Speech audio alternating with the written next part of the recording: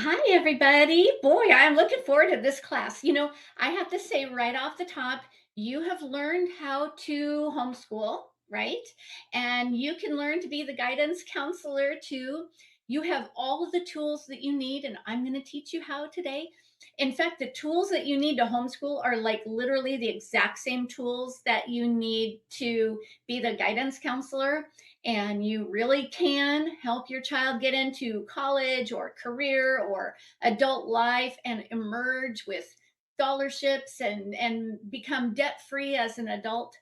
Now, today, you and I are among friends, okay? I don't want you to be stressed out. We're going to get it all figured out together. And what I thought we would do is start with a little icebreaker. So, as you're joining me, we're getting lots of people joining now. As you're joining me, if you could just share with your by chat and say your name and where you're from and possibly what career your child is leaning toward right now. And I will go first. My name is Lee Benz, and I live in Seattle, Washington. And I got to tell you, my son, all he wanted to do was be on the Supreme Court. So, that's an easy ask, I suppose. We do have a great workbook today. It looks like this. So make sure that you have downloaded your workbook. And if you could just chime in on chat and say your name and where you're from, I would really appreciate it because I need to know that you can hear me. Okay. And there is Stacy from Augusta, Georgia, whose son wants to go into film and media. Danielle, New Hampshire, daughter does not yet know, but she loves writing. That's awesome. Oh, before we get too much farther, this slide reminded me. I have a gift for you today just to thank you for coming. And so, if you will just write down in your notebook, remember we have this great workbook. Okay, just write down the URL on your screen here, tinyurl.com APCLEP, and it will give you more information to help you guide your child. Okay. All righty. And Elizabeth, whose daughter's interested in psychology. Hi there. And Judy, whose son wants to be a Christian therapist. Very cool. Okay. Well, I now have top of the hour. So looks like we need to get started. Okay. You can still chime in and get to know each other. I think that's a really good idea. The more we feel comfortable with each other, the better off we're all going to be. But what I do want you to do is to turn off all the other Wi-Fi so that you have enough bandwidth for our class today. And I hope you have your workbook because it's time for us to get started. And welcome to my class, How to Be Your Child's Best College Guidance, High School Guidance Counselor. Now, I will say we're getting lots and lots of people joining us today. Hi, my name's Lee Benson. I live in the Seattle area, and you can share where you're from and your name. And my job, my mission is to help parents be successful and help their children to become successful as well. And I know that for some, that means your plans might involve college. And I know all of us want to successfully launch our child into adulthood with intact faith and have a close family. I did want to start by saying that the term guidance counselor has actually gone out of favor, and now they're called school counselors, not guidance counselors.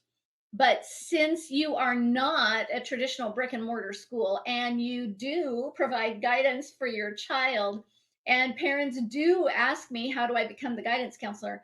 I still wanted to keep the title of this class, How to Be the Best Guidance Counselor, because I know that that's what you care the most about. Now, you're in the right place if you're currently homeschooling high school or planning on it, and you want to make sure that you do everything possible to prepare your child to achieve their career goals. Now, do stay for this workshop. I'm going to be giving a special offer for the core training module of the college launch solution. And it's going to go a long way in helping you figure out everything that you need to do to prepare your children for everything. And when I make that offer, I'm going to be giving you a coupon code, and we do have a huge bonus, a $300 value bonus today. So you're going to want to stay for the whole workshop. After I make that presentation, I'll try to spend as long as possible answering your questions. So, between what I'm teaching beforehand and the question and answer after, I'm pretty sure I'm going to be able to help all of you with all of your questions, even if you're like Holly and you have 16-year-old triplets who are all college bound. I am confident that I can help you today. All right. So let's talk about being the guidance counselor. What is your biggest worry? I bet you Holly's thinking, how am I going to do three at once and pay for that? Right. So for some people, it's going to be planning courses or arranging tests or deciding on a career or locating the best college or what do you get scholarships or maybe ruining their lives forever.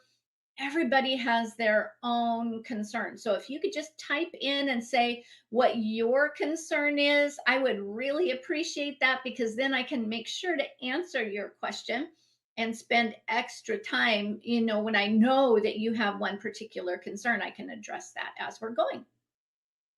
Now, here's what you're going to be learning today. We're going to talk about what a guidance counselor is and why they're important, a way that they can help the student, why parents like you are actually the best at it. And of course, I'm going to answer your specific questions as well. So let's start off by going across what guidance counselors actually are. And Kia is just sharing that she's fearful of pushing too hard in one direction when the son may be built differently and have another path. I will say that that can be a huge issue. We all know what the call on our own heart is. I wanted to be a nurse from the time I was very little, and I am a nurse now. But other people might have pushed me in a different direction. Okay, so we're going to go over the numbers, what a guidance counselor actually looks like across public and private high schools. Again, the term guidance counselor is outdated, it's now school counselor. But again, we are not a school and we do provide guidance. So here is the ratio of students to guidance counselors in public high school. Wow. What is your ratio? How would your ratio compare to that, do you think? Okay, think about that for a moment. Now, this is the number of colleges and universities in the United States, right? 5,300. No human could know all the details about 5,300 colleges, even if they were the guidance counselor. So you already know your student in your school better than any other. And you can learn about just the colleges that your child is interested in rather than all 5,300 colleges, right? And Tara's sharing, getting them what they need along with what they want. And Karen is sharing, she's fearful of not providing the kids with the resources and activities that will give them an edge to getting a good college. Excellent point. All right. And then the next number is the number of students in the United States. What? 13 million. Now, I will say you probably feel like you have a big family, certainly big enough family, but it's not that big, right? So you can totally know your own children. Now, let's do a quick quiz to see how homeschoolers stack up against this guidance counselor. Okay, this is the College Coach Qualification Quiz on page 2 of your workbook. Are you ready? Okay, I want you to chat after you write this down. Okay, how many students are in your high school, not your homeschool? Number of students in high school, right? So I think it was Holly that had triplets. She probably has 3. Okay, next, I want you to write down how many adults are guiding your high school student. Now, there may be you and your husband, that'd be 2, but I want you to count everybody over the age of 18 in your home, right? So Daisy's already doing the math. I got 2 out of 2, right? Okay, number 3, how many universities will your student apply to? This is the colleges that you need to know in depth. Okay. Now, I will give you a hint. I encourage parents to apply to 4 to 8 colleges. Danielle's got it down to 4 to 5. Renee, not enough, Renee, not two. Okay. Four to 8 colleges. And number 4 on the quiz. This is my favorite part. Okay. How well do you know your student? Okay. On a scale of 1 to 10, 1 means you do not know your child at all. Okay. So, how well do you know your student? Now, think about this for a second. Okay. Only about 40% of public school counselors students actually speak to their counselor. Usually, the counselor at a public school only interacts with a student when they get in huge trouble. Okay, no problem, Renee. And so they're getting in huge trouble. The kids that aren't getting in huge trouble hardly ever see their school counselor, right? So, on average, nationwide, I believe it's both public and private schools, on average, students spend 38 minutes per student during the 4 years of high school. 38 minutes per student for all 4 years of high school, not 38 minutes a year either. Okay. Now, when was the last time you spent 38 minutes with your child? I'll give that a moment to sink in, right? Janine's doing excellent math. 1 student, 2 adults, 6 colleges, 8 out of 10. Excellent. Okay, so today, right, at breakfast, maybe 38 minutes ago, you spent 38 minutes with them, right? And this is why this is true. Parents can be more effective than a trained guidance counselor because you will know the colleges that they apply to. You'll know way more details than a guidance counselor would. You know your child way more than a guidance counselor could. And so you're going to be doing a great job. So here's what I need you to do. I need you to chime in on chat and say, I can do this. I can do this. Look at your quiz. You're super qualified. You can totally do this. Right, like Kia says, like Tara, like Renee, who's just smiling and not actually typing it in at all. Okay, and Mrs. G can do this, and Karen and Stacy can do this. Okay, now today I want to teach you how to be a guidance counselor, and I'm going to do that in 3 ways. First, I'm going to teach you how to be adequate. All right, bare minimum adequate. Second, I'm going to teach you how to be even better. And then third, I'm going to teach you how to be extraordinary. All right.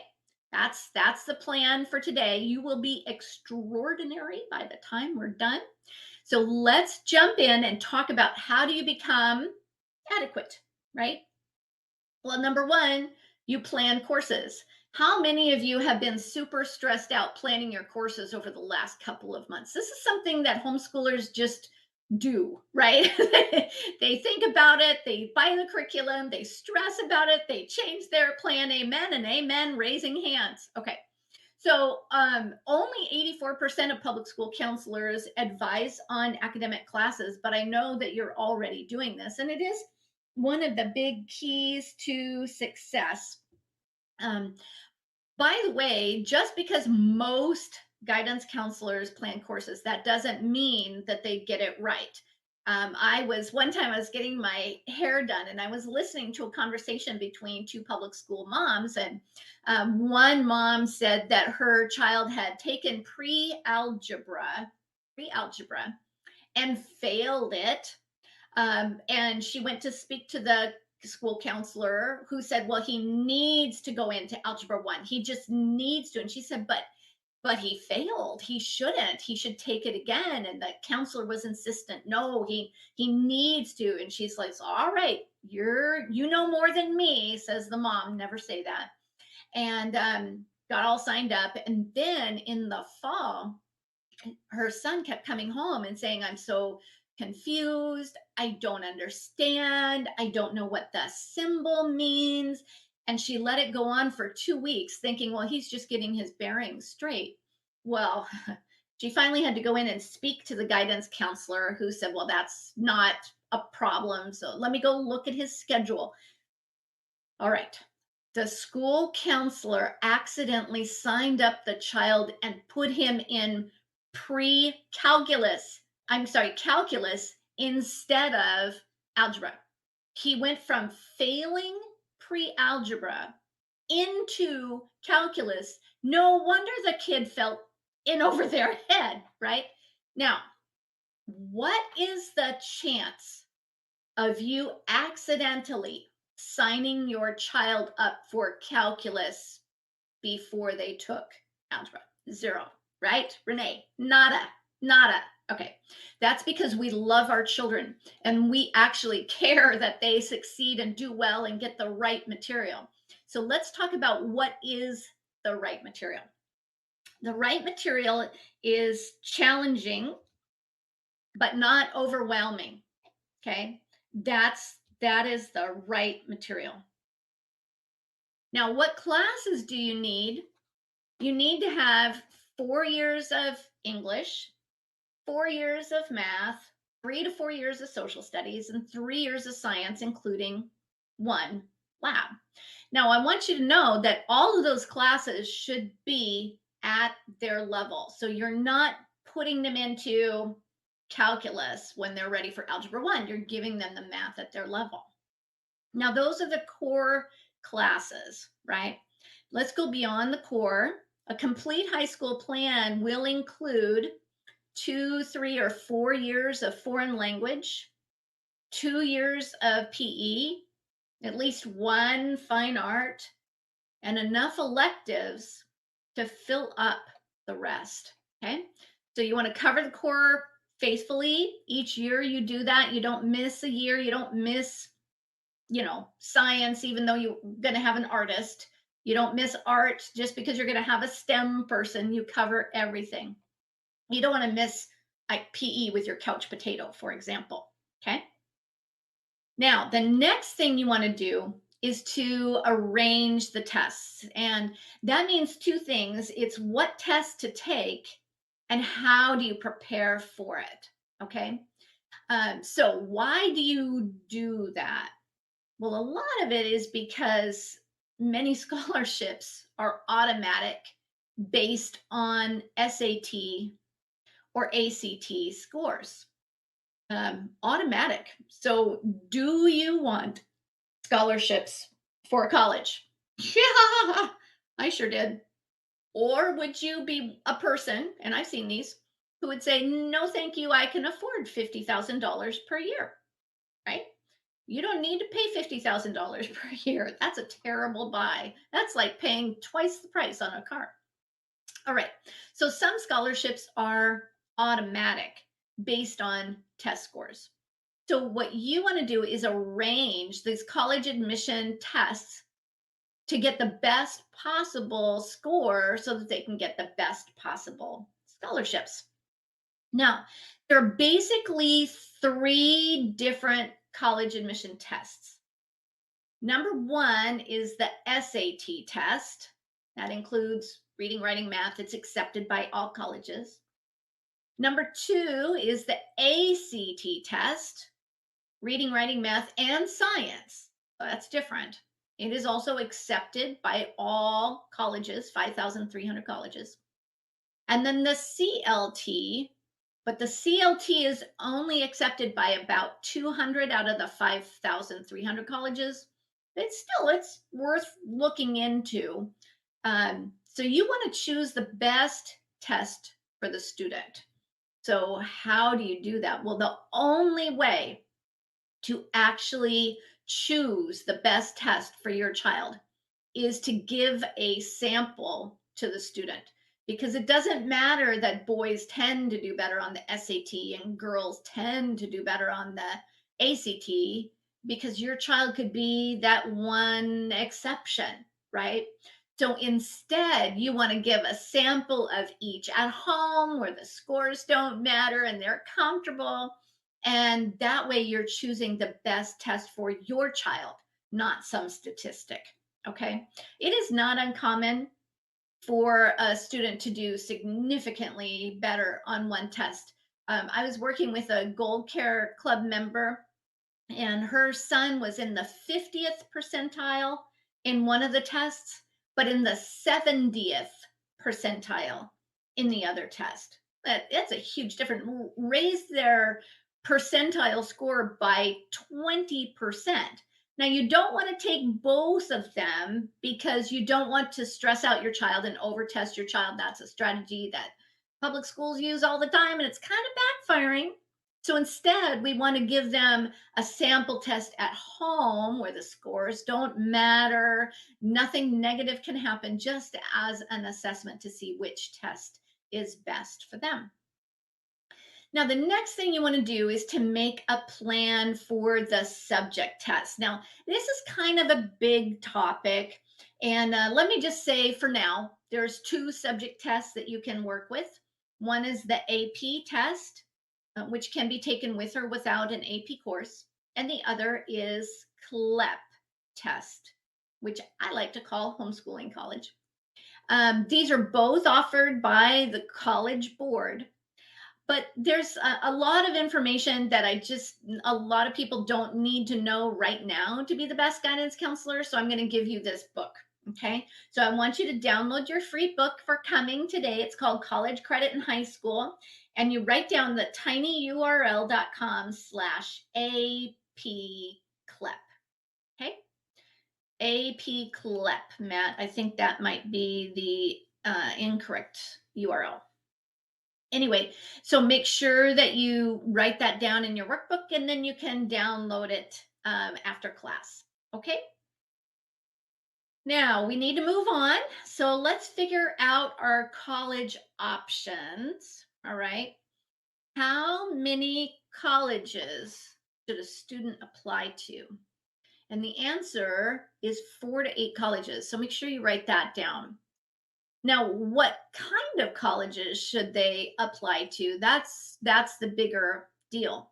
Now, when you work with a guidance counselor, they don't have the same goals for your child that you do. They may not care if your child graduates debt free. They may not care if your child goes to a Christian college. They may not care if your child gets scholarships at all. And in fact, in a high school, the kids affect the rating of the high school based on applying to the most selective schools. And so they may care more about applying to an Ivy League school than applying to a perfect fit school. Anyway, only you can really help your child with finding a college to apply to. And what are you looking for? I want you to write that. You don't need to write this down. That's too much information. But these are the kinds of things that parents care about: academic fit, admission criteria, the atmosphere, the cost to attend, the degree, the distance from home, the geographical setting, urban, rural, public, private, religious affiliation, the size, is it huge or small? There's a lot of things that we care about, that our students care about, that perhaps a college didn't, a high school guidance counselor didn't care about. Now, when you are looking at your college options, you're trying to apply again for 4 to 8 colleges, but you're trying to have a mix of these kinds of colleges. You ready? You want to have a reach, fit, safety, public, and private. Reach school means that here's your child's test score, and that college, their test scores tend to be higher than that. A fit college, here's your child's test score, and it is exactly the same as the average student at that college. And a safety, here's your child's test score, and their college's scores are below that. You also want to apply for a public university because they tend to be lower priced to begin with. And you want to have a private university because they tend to give much better scholarships. In fact, here's a detail you might want to write down. After all is said and done and your child has applied for a college, usually the cost of public university and private university are exactly the same. After you consider scholarships, the cost of public and private is exactly the same. So I want you to make sure that you're applying to both of those. Okay. Now we've talked about how to be adequate. Now I want to teach you how to be even better. Okay. I was going through this list of material with my niece, and she went to a private high school. And she was telling me, I've never heard any of this before. My counselor never told me any of this. But, again, it was a private Christian high school. I want to teach you how to be a better guidance counselor so that I don't have to spend a half an hour on the 4th of July cramming all this information into you. Okay. So here's how you're going to be better. The most important thing is to plan junior year. You want to guide junior year. Almost everything that involves scholarships or getting into college, it all starts with junior year. Well, we could turn that on our head too. We could say, up until junior year, you can't really mess up real bad. You really can't. You can only teach your children at their level, but you can't really mess up before junior year. And if you have a junior this year, it is not too late to start. You just have goals that you want to get done by the end of junior year.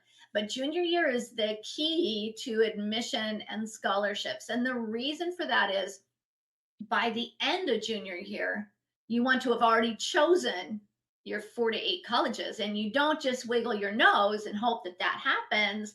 You have to make a plan for choosing those 4 to 8 acceptable colleges. All right, so how do we do this? Junior year is the key to college admission and college scholarships. So, what does it mean to guide junior year?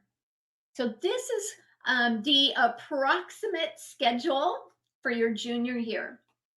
In fall, you take the PSAT. The reason why you do that is so your children can have comfort, understanding, familiarity with being in a giant room with public or private school kids that are taking a test together. It's just a weird thing for homeschoolers to do. And so you want to give them practice sitting in that whatever school cafeteria or library with a proctor that they've never heard the word proctor before, right? And then in fall, you're going to start attending college fairs. A college fair is usually given at a large city. They might be a Christian college fair at a Christian university or a Christian high school, or it could be the giant national college fair. In Seattle, it's huge. I don't know. I can't remember how many colleges they had. It was like 200 to 500 colleges all in one spot. It's pretty huge. Okay, then in winter of junior year, you're taking the information from the college fairs. You're starting to get mail from colleges because you took the PSAT. And that's when you start reading about these colleges and you compare the statistics. If the average student takes 6 years to graduate from a college, fairly common problem in public universities, right? Then that's going to cost you 6 years of college instead of 4 years of college. So you want to know that it affects your bottom line. In the winter of junior year, you're including test prep in their normal school day, replacing something else with test prep so you're not overworking your child. Maybe they aren't using a grammar workbook, an editing workbook, a vocabulary workbook, and instead they're spending that same amount of time doing test prep. Then in the spring of junior year, you want them to take the test that's best for them, either the SAT or the ACT, the test that's best for them, and you have them take that one test 2 times, maybe March and May, something like that. That'll give you plenty of time to do test prep without overworking your child, but you'll still get those 2 test administrations in before junior year ends. Now, this is important. In spring of junior year, you want your child to visit the colleges where they apply. I think that's the number one thing that will earn you scholarships is if you visit colleges where you will apply. And again, by the end of 11th grade, you want to choose 4 to 8 colleges. It's okay to choose up to 12 colleges, but because you have to visit each college, choosing more than 12 is a little too much work. Okay, now time for a quick pro tip. Why do I say visit during 11th grade? It's because what colleges want to know is, will you attend if they give you admission? Because if you're not going to attend that college, they'll get dinged. They get their value as a business gets reduced. Okay, so they want to know, will you attend? They would never think a child would attend that college if the child had never even been to that college. They wouldn't know that you could afford the airfare. They wouldn't know that your child was even interested and it wasn't just mom. Okay. And number two is because that is literally the only way you will know if you're choosing a good school for your student. Because you have to ask the question, can they live there for all 4 years and be healthy? And can they study there for 4 years and succeed? And that's a pretty big ask, right? So you want to make sure that you've visited. Now, the next thing that a good guidance counselor will do is to guide the application process. Now, the thing you need to understand about that is that the applications begin during the fall of senior year. Okay, now I'm ready. I'm going to blow your mind. Okay. Some colleges start their applications in July or August before senior year even starts. Right? Who knew? So you want to be thinking about this at the end of 11th grade. Figure out, okay, when do they start accepting applications? When is the due date for the application? But in general, high school students should start applying during the fall of senior year because it takes a long time to apply. Now, there are basically 3 different kinds of applications. Each college has their own kind. Okay. They might use the common application. There are about 700 colleges that use the common application. The purpose of that is so that you could fill out this one application and then submit it to 12 colleges.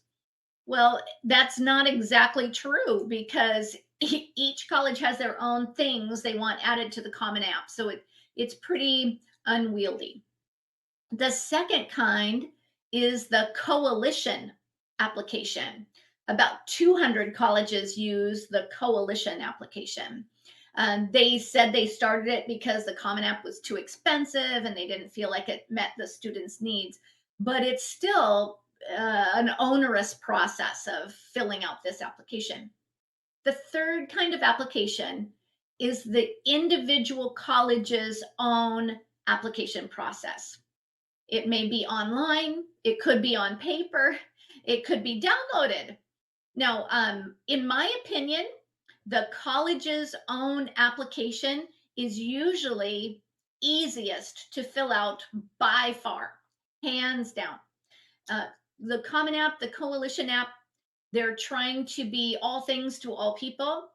And it is very difficult to imagine one application for public school students, private school students, homeschool students that are applying to urban and rural colleges, public and private colleges, some Christian colleges, some secular colleges.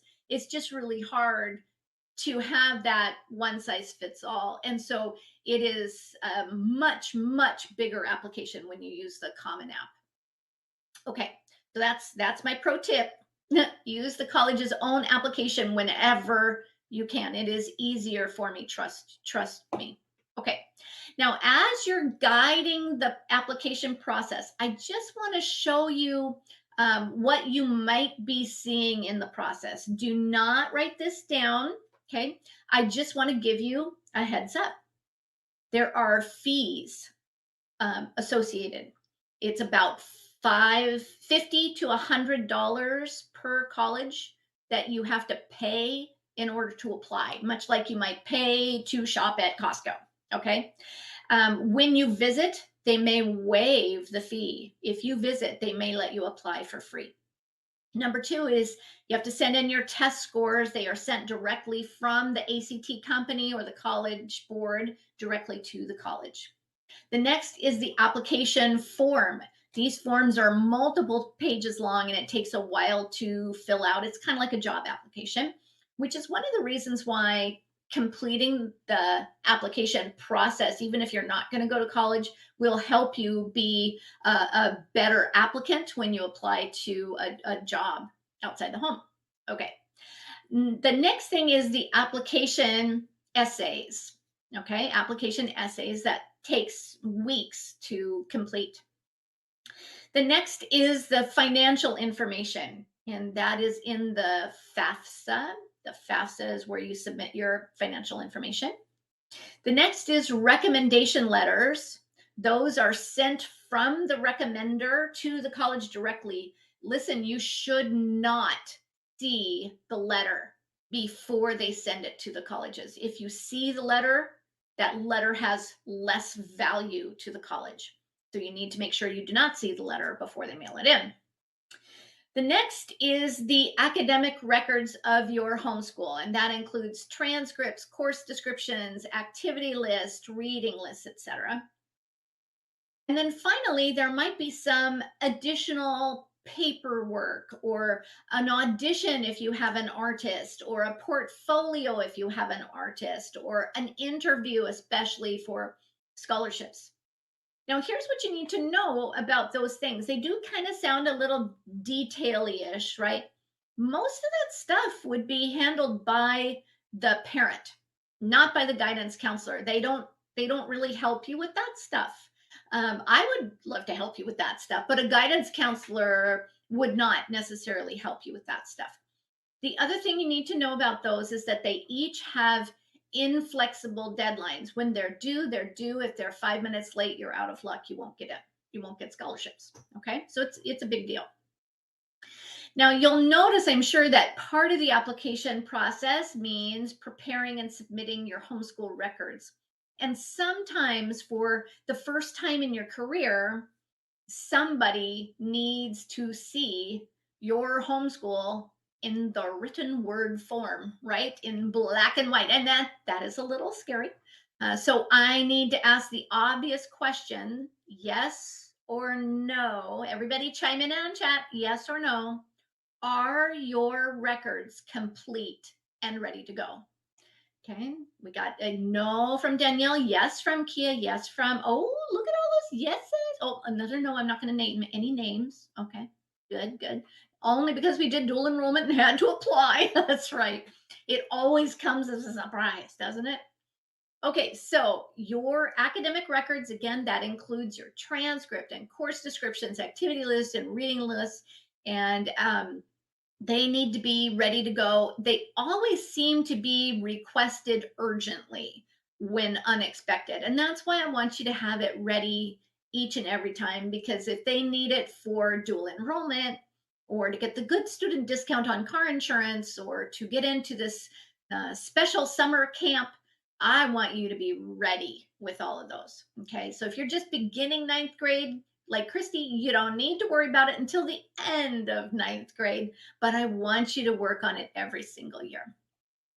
Okay, now the next thing is, let me explain what an application essay is, because that's a pretty complicated piece of the puzzle. The difficulty with the application essay is it's written by the student, and it has to be a compelling and true story. So it's written in the first person, I, me, my, okay? And it has to be so compelling that within the first sentence or two, the person who's reading it is paying attention and they will remember you. So that when they're sitting in front of the scholarship committee, they'll say, oh man, I remember that kid. He's the one that wrote this story, okay?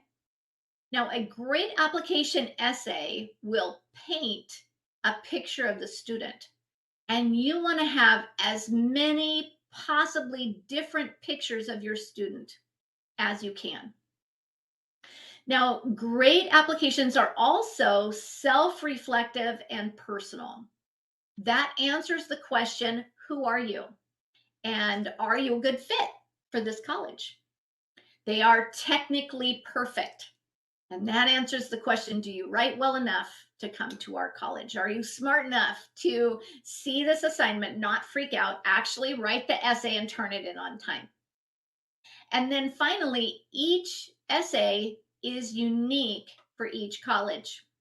And that answers the question, why should we admit you instead of this other person with the exact same qualifications? So what you want to do is you want to tailor each essay to the college that you're applying to. And that's how you demonstrate interest in that particular college. Okay. So time for another pro tip.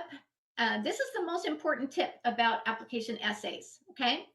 Write this down. Never repeat anything between essays. If they're asking you for 3 different essays, okay, I'll put this in terms of what I did with my son, Alex. All right. He's a history buff, right? When he was given his 3 essay topics, I told him he could only use the words Thomas Jefferson in one of those. He could only mention history in one of those essays, and the other essays had to be about something completely different. My other son, Kevin, he's a chess player and was competing in chess and international competitions and whatnot.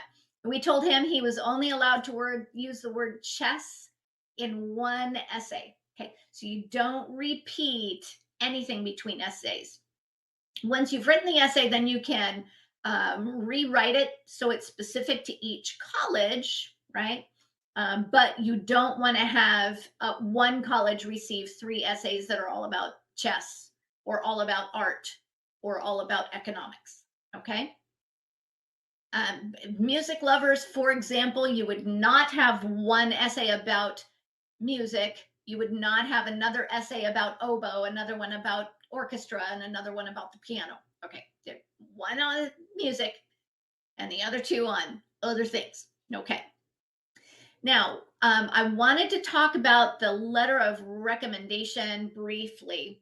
The characteristics of a good recommender is somebody who knows the student well and writes well and is not a family member. Now, here's the freaky thing. When you fill out the common application and they ask for the high school counselor letter, that's you. You have to write a letter of recommendation for your child when you are the high school guidance counselor according to the Common App. If they ask you to write the letter, you write the letter. You don't ever argue with colleges. You do what they say. Just remember that when you write that letter of recommendation, you are not writing as mom and dad. You are not writing about anybody who's known anything before 9th grade. It is only about this one student from 9th through 12th grade. Okay.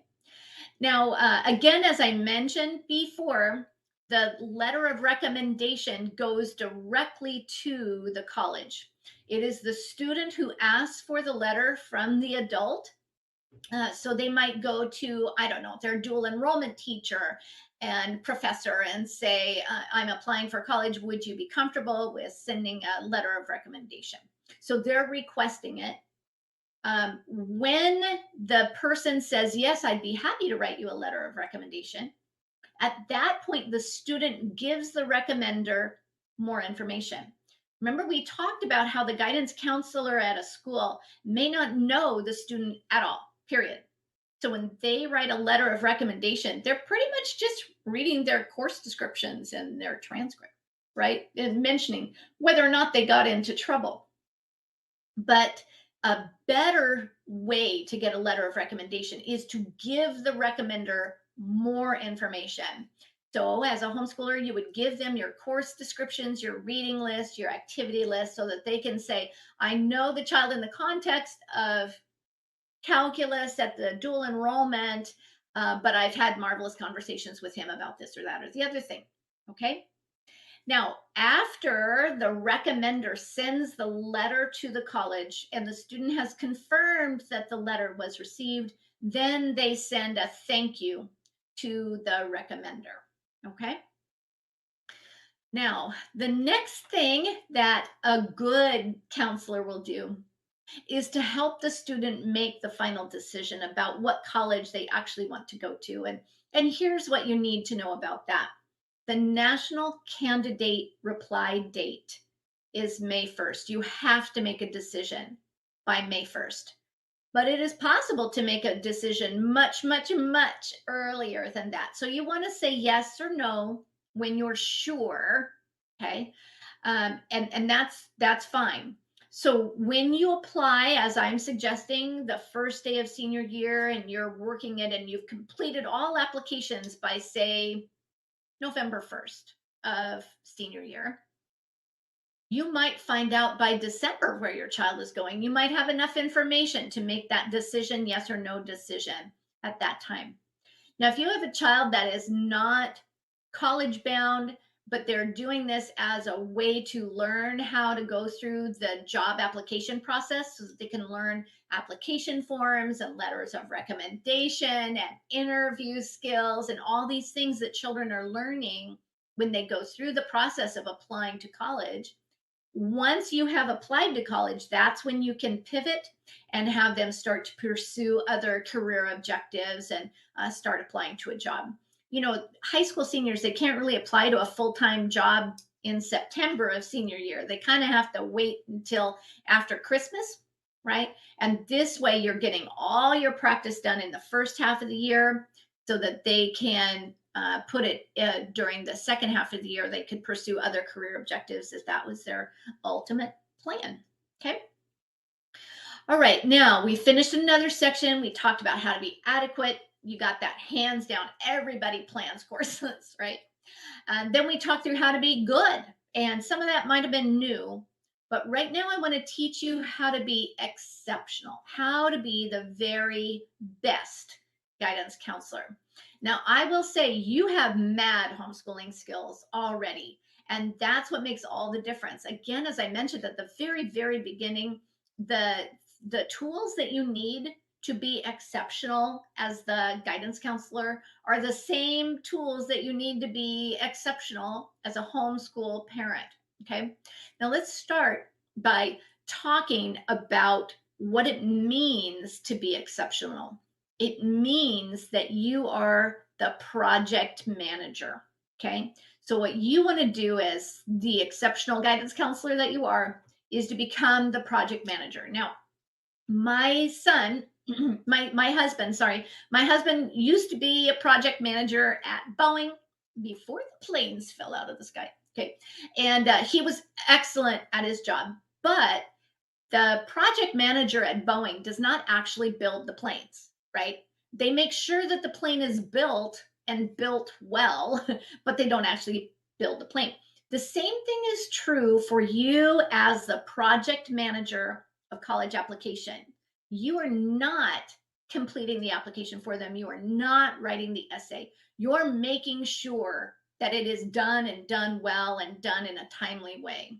Just like my husband would read over different papers that people had written about building planes, you too will be reading over the application essays that your your children have done. Okay. You're not the builder. You are not the doer. You are the supervisor. You delegate, you oversee, you ensure quality, you make sure that it's done, that it's completed on time. Again, you're ultimately the project manager. You are responsible to make sure that the work gets done, but the work is done by the student. It is done properly and it is done on time. And that's how you become exceptional. So when you're doing this, you're using information that literally only the parent would know. Okay. So in your workbook, I want you to write down some examples in your family that only you would really understand about your child. Okay. Is it motivation, compliance? Do they have trouble with follow through? Do you know their genuine interests? Um, Maybe you're the only one that knows your true financial situation or your family values or what your spiritual goals are for your children. Perhaps you don't want to tell a stranger why you're choosing this college instead of that college. After all, some colleges will allow behavior that is perfectly legal but may not be edifying. Okay. Perhaps a total stranger would prefer that your child was assimilated into a society that shares their values, but not necessarily your family values. So I want you to be very glad that you get to guide your child as their best guidance counselor. In the process of this whole application, I want you to think about the 5 year plan for your family. I developed a 5 year plan, and I'll tell you mine. My 5 year plan was a healthy, happy, close, extended family with my grown adult children. I wanted to be close with them. I wanted to know their spouse. I wanted to love their spouse. I wanted to be with their grandchildren. And that was so much more important to me than going to a prestigious degree at a faraway college. Okay. Now, the next thing is you can use information about your unique situation and parlay that into better scholarships. Okay. So let's think about what unique goals you might have. Maybe you're looking for a faith based college, or you have Ivy League dreams, or a gap year, or military academies. Maybe you're looking at the geographical location closer to home more than anything. Or maybe you have unique requirements for a college. You have a struggling learner and you need a college that specializes in that. Yes, colleges specialize in taking care of struggling learners. Or maybe you have an NCAA athlete, or you're living overseas, military missionary, or you're dealing with the National Merit Scholarship and you're trying to gain that, or again, you have a gap year. You see, every family is unique. And I'll tell you, I think I still have a couple minutes. In my family, what made us unique is I have a child with a life threatening peanut allergy. And so we had to find a college that would keep him alive for 4 whole years. And it was hard to find, I'm telling you. Now, the next thing you want to do is use information learned from homeschooling to in your application process. Okay. Now, remember, only about 18% of college coaches include academic tutoring, but 100% of you provide academic tutoring. So you already know how to facilitate learning. How do you encourage active participation? How do you motivate your student? How you need to invest in education in order for them to succeed. You know all these things. But there is something that you have on your side that guidance counselors do not have. Okay. It is pictured on the screen right now. Everybody looking at the screen. What do you have that guidance counselors cannot provide? And that is cookies, right? Cookies improve test scores. Let me give you a quick pro tip. Use cookies for your advantage. You can give them a sample SAT at home with cookies. You can give them the next day a sample ACT at home with brownies, and then you compare scores so that you can see which one is the better test for them. And then you focus on that one test so that they can get the best possible score. You can actually replace normal schoolwork with their test prep materials, as I've mentioned before, and that will help your child earn scholarships. Now, the next way that you're going to be awesome is when you think about scholarships, you want to invest in education. That's how you get the best scholarships. And college education does have value, real monetary value. But I want you to understand that college can be debt free. You can get your child into college and out of college debt free. The thing is that college is not usually cost free. It's like homeschooling has a cost, but you can still do it in a debt free way. In the same way, college has a cost, but it can be debt free. And homeschoolers can earn scholarships. I am running a bit out of time, so I'm going to speed this up. I just want to say that there are three kinds of scholarships: need based scholarships, that's based on the FAFSA; merit scholarships that are based on the characteristics of the student, which they might find out in your college application, the essay, the course descriptions, the reading list, the activity list, that sort of thing; and private scholarships. Those are given by companies. You apply to the company and they give you scholarships. Now, regardless of what kind of scholarship you're looking at, you need to understand that all scholarships are first come, first serve. So you want to get in line, you want to be in line first, well before the deadline. You turn everything in. You want to be first in line for that pile of cash. Now, the other thing that an awesome guidance counselor will do is to prepare students for independent living so that they can become confident, independent, thriving young adults with, adulting skills, right?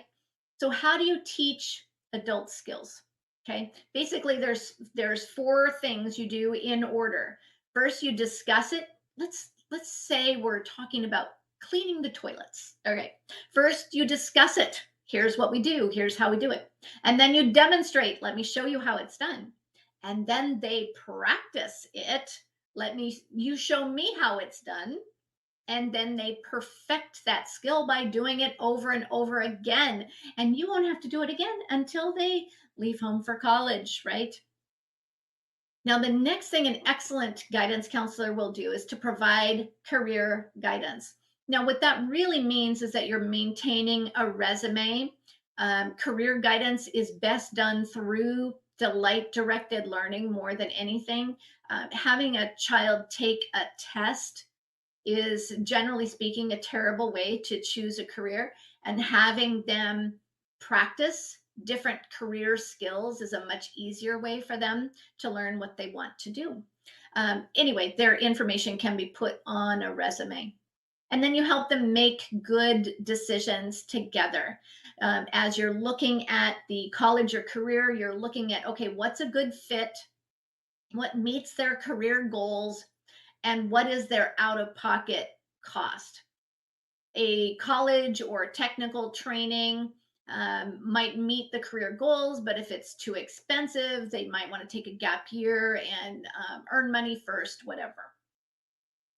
You also want to prepare your students for success in college. And that really boils down to three things. They need to know how to study in college. Boy, did I ever not know how to do that when I started college. They need to know how to write when they're in college, and they need to be able to retain their faith in college. In fact, I want to give you a pro tip for families of faith, and that is that you want to encourage your child to get involved in a church group within the first 3 weeks on campus. So when you're going to visit colleges before they apply, make sure you visit the faith groups too, so that you can see what would be a good space for them. And again, this is not something that you can really delegate to a school counselor. This is something that comes from the family values that you have. Now, the next thing you want to do is to transition the students into adulthood by encouraging independence with your 5-year plan in mind. So, how do you encourage independence? Okay. Well, when they enter college or senior year, I encourage parents to only step in two instances. Number one is if it's life-threateningly stupid, texting while driving, classic example. Or if it is life-alteringly stupid, like using drugs, something like that. Other than those things, you want to allow natural consequences. You want to allow them to have some failure. The reason why you and I are so smart as adults is because we experienced failure, and now we are able to take what we learned and move forward. All right, the next thing that an awesome, exceptional guidance counselor will do is to help the parent cope with the empty nest. I have to tell you, That is you. You are helping yourself cope with the empty nest because this is what it feels like when your child leaves home for college. It's like they're taking their little Elmo. This is actually my grandson going for his first sleepover ever. So yes, you get tired and you have to stop each day because homeschooling is exhausting. But one thing I would encourage you to do is to just start a bucket list, things that you wish you had time for, things that you wish that you could do if only yeah, you weren't homeschooling right now. And then when they're gone to college, you'll have a list, a to-do list. Okay. Now, there are different strategies for helping your college bound students. There is the laissez faire method, right? Let go, let God, right? This is, I see this a lot in public school parents. They feel like their children are going to be guided by the guidance counselor, but really it's a point and pray, sink or swim philosophy. And the problem with this method is it could be extremely expensive. They could lose admission, they could lose scholarships. The next method is the do it yourself alternative. This is pretty time consuming and stressful. You do need to reinvent the wheel. The other option is to outsource work. You could actually hire somebody. The rich people do this. They will hire someone to be the college coach, the college counselor for their student. The difficulty with this is that they can provide terrible guidance getting your child into a college that you don't want them to go to, and they are extremely expensive. The average cost of a college coach is $4,000 to $6,000, but they can be 70,000, 100,000, 200,000. I don't know if you remember, but a couple of years ago, there was the college admission scandal, and parents ended up in prison because of the college coaches that they had chosen that were unethical and were doing unethical things to get kids into college. Now, in the homeschooling world, there are different options for professional college coaches. This is an example of a homeschool college coach with a general college focus. They work primarily with teens, not with parents, and the cost is about $4,200, which I would have had a hard time paying for when I was in homeschooling still. Another example is a homeschool college coach that focuses on Ivy admission. And their cost was $5,700 for 3 years. But again, it's geared just to the Ivy League. And if your child doesn't fit into that environment, that might not be helpful. With all of these options, of course, there are no guarantees, no certain results, and certainly no refunds.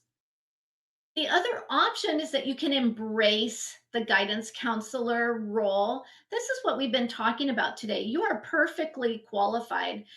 What you need to be a fantastic guidance counselor is some continuing education and a commitment to actually do what needs to be done. As the home educator, of course, you are more than just a guidance counselor. Let's talk about the roles that you play as a home educator. In the big picture, you have a lot of responsibilities, and your child is probably always changing their mind from one day to the next. You never know what they want to be when they grow up. So they're constantly changing their major or their college favorites. And the guidance counselor is responsible for many things that we've talked about today: planning courses, arranging tests, the college search, getting the records ready, and guiding the process. Now, a quick reminder: the best person to guide this whole thing on the screen there is you. And that's because you love your child. That's why you're going to be successful. But if you take a step back even further, you'll realize that the guidance counselor is not the only thing that you are responsible for. Okay. It's really, this is a small piece of homeschooling, right? You are the teacher facilitator of classes. You're the caring parent. I'm telling you, I believe parenting is far harder than being a homeschool parent. You're also in charge of home and family care. And have you noticed how they want dinner every single night? It's like they complain when they don't get food.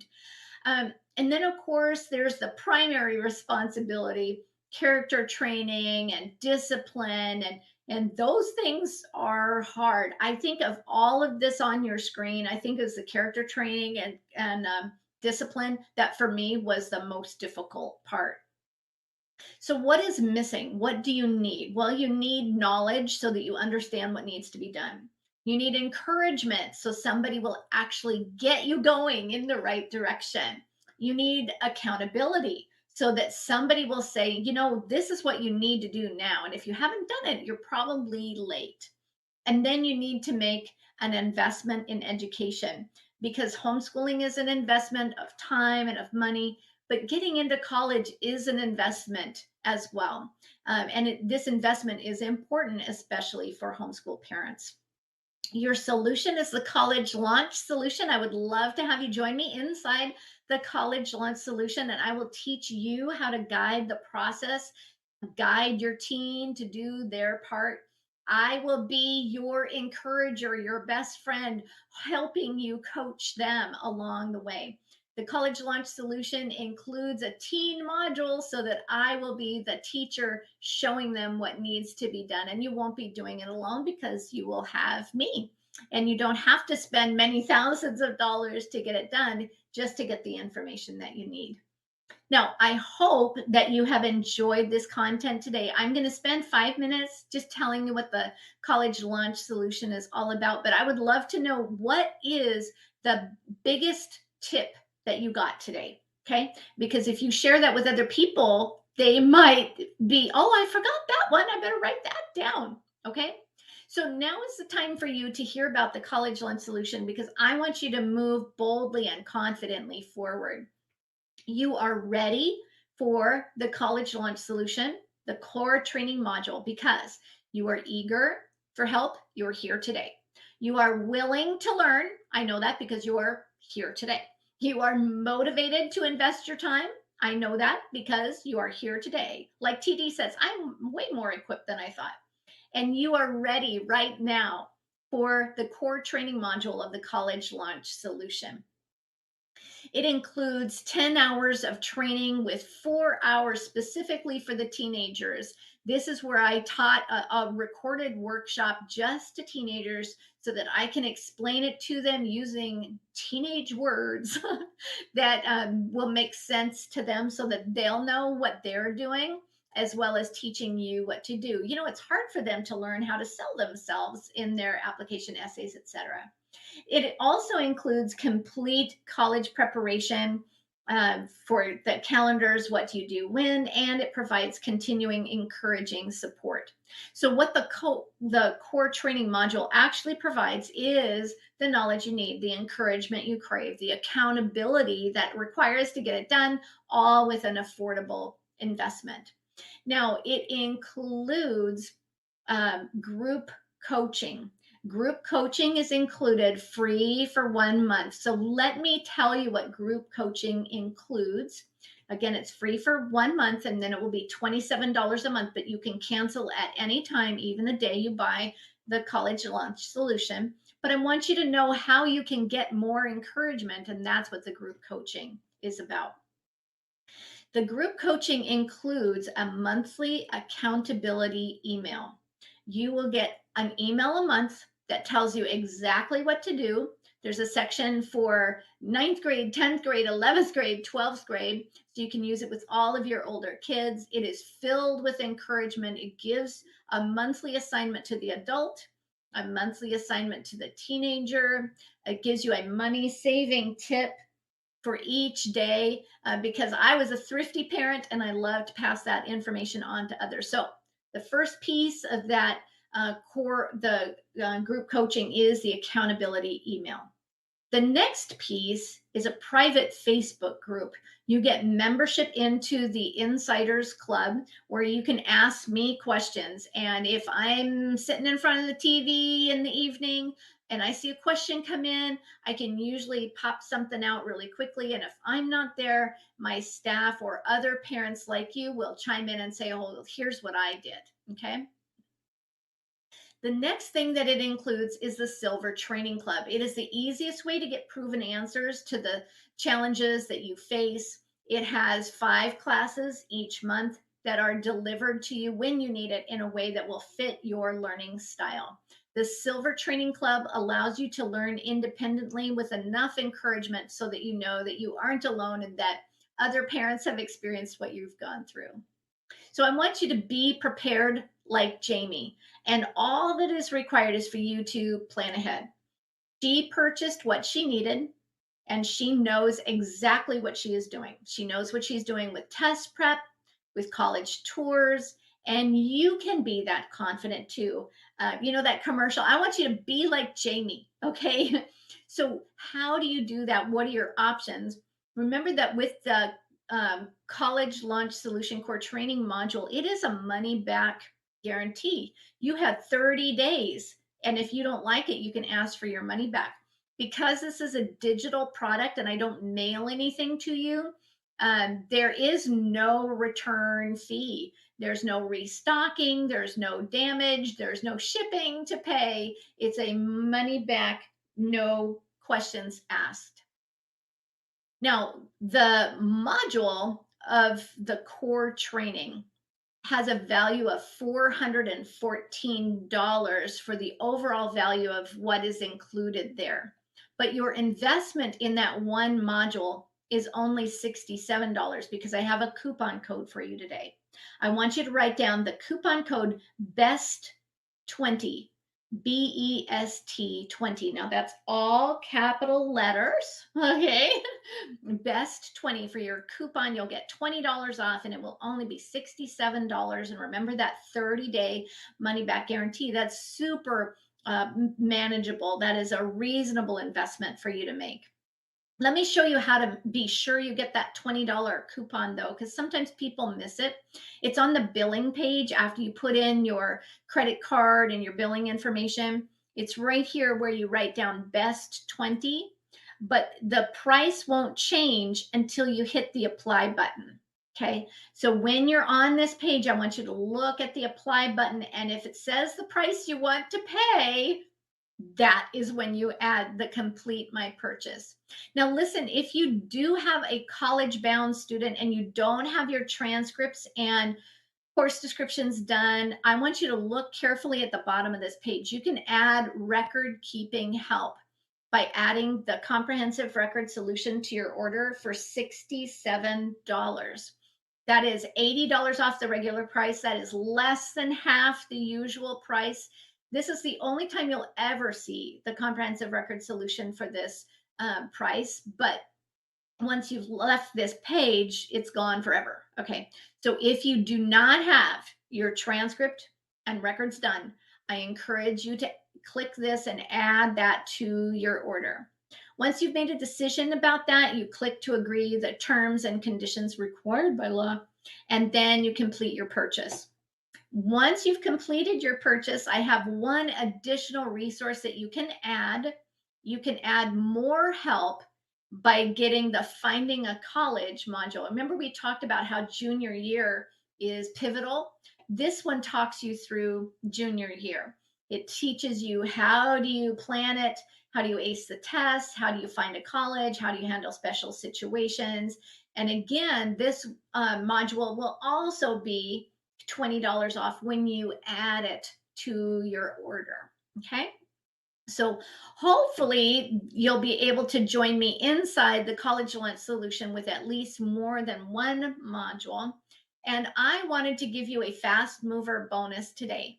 So we will add this $300 value bonus. It includes 20 classes. They're listed on your board here. 20 classes that we are adding. If you have one add-on, if you make a purchase today and you add one thing to it, anything that you add to it, okay, then we will send you this bonus. This is an electronic digital product as well. It has to be manually added by my husband. So you have to make the order by the time class ends today because he has to be here in order to add that to your order. So I would love to see you inside the College Launch Solution. If you're very eager for this information, if you think it would be helpful and you really want it all, you can purchase the whole College Launch Solution. It includes 6 training modules, and the regular price is $497, but I'll give you a coupon code for today as well. You just write down CLS 397 deal if you want the whole College Launch Solution. Okay. That way you cannot hesitate. Oh, I don't think it's just these 2 modules. Maybe it's these 3 modules, but you'll get all of the modules of the College Launch Solution with this purchase. Okay. All righty. Well, I'm happy to take your questions right now. So if you do have any questions, now is your time to ask. Danielle says, are there samples of the SAT, ACT that we can give at home? Yes, there are. I do point them to you as part of the College Launch Solution. However, if you go to my article on my website, it's called College Admission Tests. Search for the article, College Admission Tests, and the free downloadable sample tests are inside that article. Megan says, how does taking a gap year change the senior year application schedule? Boy, is that a super important question, Megan. I'm super glad that you asked that. When you're taking a gap year, colleges will give you more scholarship money if they can nail you down first. Okay. So the process that I recommend for gap year is you still go through all of junior year as planned. You apply during senior year as planned. When you're visiting colleges, you say, I'm considering taking a gap year so that you understand what are their rules and requirements. Some colleges have very strict rules. I want a monthly report telling me what you've accomplished. Other colleges don't care. Let me know when you're ready. We'll save your spot, So it varies significantly.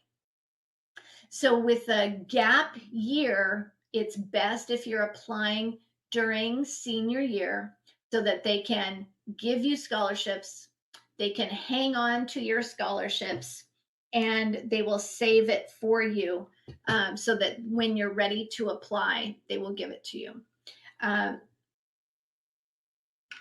So that's what I suggest about the gap year situation. Okay. Now, I have known lots of parents that have been very successful with gap year. I think one of the difficulties that you might face is when we were talking about how kids grow up and you need to have this 5-year plan and you need to guide them like a project manager. Well, I'll tell you what, that is a lot easier to do when your child is a 12th grader. It is almost impossible to guide your child through the application process after they have reached adulthood. Once they're over age 18, it's almost like this little switch goes on and they want to do everything on their own. And, this is what we've raised them to be. We've raised them to be independent. And yet, when they become independent, it is super frustrating because you want to guide the process, So, guiding the process when your child is a senior is much, much easier than if you wait and apply after senior year. Okay, Mrs. G, hi. She has a question. My son was in private school for freshman, sophomore year. We are homeschooling this year as a junior. How do I make the transcript? Do I separate the private school transcript from the homeschool transcript or combine? So I'm really glad that you asked me that, Mrs. G. When you get to the point of making your purchase, I strongly encourage you to add the record keeping to your purchase. It's going to make everything super clear. When you have pulled your child out of public school, you are like the next school district that they went into. Okay.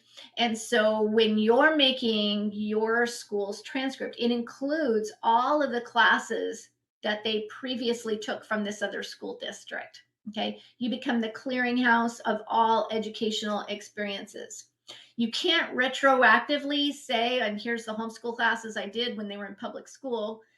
You can only add homeschool classes when the child was legally homeschooling, but you can take all of their public school classes and put that on your transcript. Okay. So, anyway, I would encourage you to add that with your purchase today. Okay. Um, Generally speaking, you do combine it. So, I am not seeing any additional questions. If you have a question, now is your chance to ask it. I'm going to be here for just another 5 more minutes. So if you want to ask your question now is the right time. Danielle says, how important are CLEP tests? I would say, Danielle, they are not important. What is important is providing some sort of outside documentation that your child knows what you say that they know in your homeschool records. Sometimes that outside documentation is the SAT test or the ACT test. Sometimes it's letters of recommendation. Sometimes it's an activity list. And sometimes it's a CLEP or an AP. Okay. And so you can be using the CLEP test as your outside documentation, but those alone are not extremely important. Heidi's question. Hi, Heidi. How do I know if my student needs to do Washington State history? I know the answer to that because I live in Washington State. Okay, so I know the ins and outs of Washington State law. Washington State history is not required from homeschoolers. It is required from public high schoolers. It is not required from private schools or for homeschools. So you do not need to teach Washington State history. You can, but you don't need to. Christy says, "Oh, I've heard a lot about the CLT. Do you think it's a good option as long as the schools are interested in it?" I usually recommend that if you want to do the CLT, that you also take the SAT or ACT, because I'm encouraging you to apply for public and private universities. There's only 200 colleges that will mention the CLT. I don't know. There might be 5 that are private schools, public schools. So you really want to have another test. The CLT is a marvelous test, but it's not going to be the only test that you need to take for your child. Okay. Joanne says, my son is considering going into a trade and he's asking if he can graduate a year early and pursue an associate's degree in business. Any thoughts on that? Yes. Nationwide, I believe every state provides homeschoolers the opportunity to do dual enrollment classes for free when the student is still homeschooling. So it might be cheaper for your child, instead of graduating a year early, to stay homeschooling and do dual enrollment at the community college as an associate's and get his associate's degree while he's in high school. I had a lot of friends that did that. It was a great way to get 2 years of college for free. Okay. Well, listen, our time is up, so I'm just going to answer Tara and Mrs. G, and then we need to get going. Tara says, is there a prep for CLEP tests? We speak German, but I don't know what the test requires. Yes, I do have actually in the giveaway here when you purchase. Let me see if I can find that really quickly. College, no. Finding college. I'm not seeing it right now. Not off the top of my head. Hopefully. Anyway, I do talk you through that in one of my classes about how do you do CLEP, but it boils down to getting a sample of every CLEP test, giving them one sample at home to make sure they can pass it. And then you get a study guide for the specific tests that they are planning to take. So you would get the study guide in German. The study guide that I recommend for CLEP is called REA, just the acronym REA. They have the best study guides. Mrs. G said, are scholarships affected if the student pursues online virtual courses at the college? Yes, sometimes colleges will offer you $1,000 of scholarships if you take their online classes, but that may not pay off, and you might get much better scholarships by applying to a wider variety of colleges. Shelley says, we're in the fall of senior year. Will college visits now look like we are late? No, but I will say college visits now will be very important. And I would love to see you inside the College Launch Solution so that we can get this cranked out quickly, because I really recommend that people complete their applications by November 1st at the latest. Some colleges, again, will have an earlier deadline. So November at the latest. Well, I wanted to say thank you all for coming today. It's been a joy being with you. And I really hope that you have a great time applying for colleges. And if I can help, please join me inside the College Launch Solution. I'm looking forward to talking to you soon. All right. Have a great day, everybody. Take care. Bye.